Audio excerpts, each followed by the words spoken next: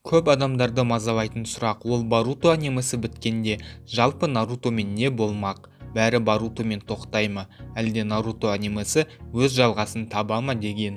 Ізденімпаз білгіш адамдар айтуда, Боруто біткен соң оның орнын Минато жайлы аниме басады деп. Мен болсам, әлі Минато жайлы аниме шығады деген ақпаратты сенімді адамдардан естімедім. Мен мән де бермеппін шыны керек сол. Және болашақта бұл тақырыпты зерттейтін боламын. Сәлем достар, сіздермен аниме өмір, және мен сіздерге бүгін Наруто анимесін болашақта не күтіп тұрғанын айтып беремін.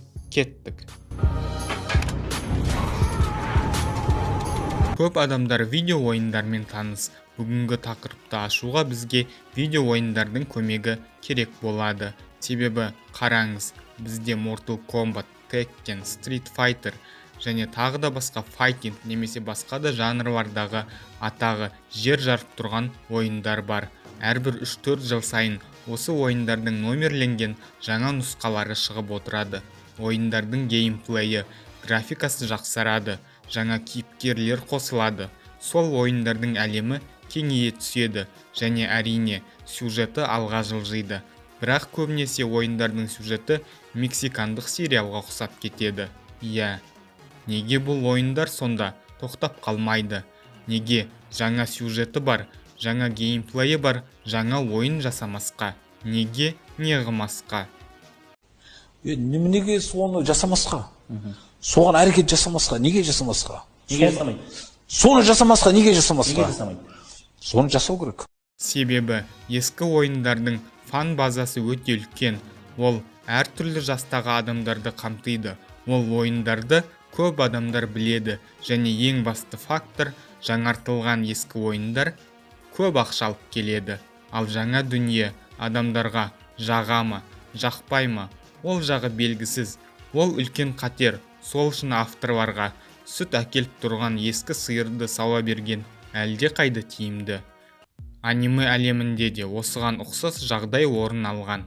Мысалы, Детектив Конан, Фейт, Люпен 3 анимелері ұзақ жылдар бойы жалғасып келеді. Жыл сайын осы анимелер өз фанаттарын кем дегенде бір сериалмен не бір жаңа толық метражды фильммен қуантып отырады. Ал мобильді Саут Гандам анимесі бойынша 70-тен аса аниме түсірілген. Гандам сериясы 50 жылдан аса уақыт бойы жалғасып келеді және ол жақын болашақта тоқтайды дегенге сену қиын. Гандам әлемі бойынша 6 альтернативті әлем жасалған.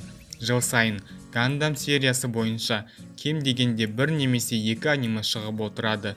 Және тыңдаңыздар, менің болжамым, Наруто анимесі бітпейді. Яғни Нарутоның Наруто жайлы.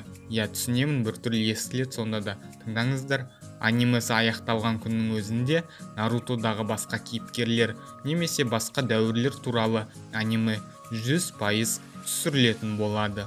Мысалы, ол аниме Минато, Итачи немесе Хаширама жайлы, немесе 2 немесе 3 әлемдік шинобилер соғысы жайлы, не соғысқа дейінгі кезең, немесе Рикудо Сенин кезіндегі кезеңдер жайлы, немесе Сунагакуреде дүниеге келген басқа бір топ шинобилер туралы, не мықты әрі тәуелсіз Куноичи жайлы болуы мүмкін. Тіпті ол аниме қара нәсілді қыстеке шиноби жайлы болуы да ғажап емес. Әсіресе Netflix-тің дәурені жүріп тұрған кезде кез келген дүние шығуы ықтимал. Тіпті болашақта Наруто анимесінің стилі ескі деп саналып, Нарутоның ремейкі шығуы да мүмкін. Қазіргі күннің өзінде Наруто әлемі бойынша 4 аниме бар. Олар Наруто, Наруто Шиппуден, Рок Лидің ер жету көктемі және де Боруто. Боруто әлемін Наруто әлеміндегі оригиналды сюжетке бағынбайтын альтернативті жаңа әлем десек те болады.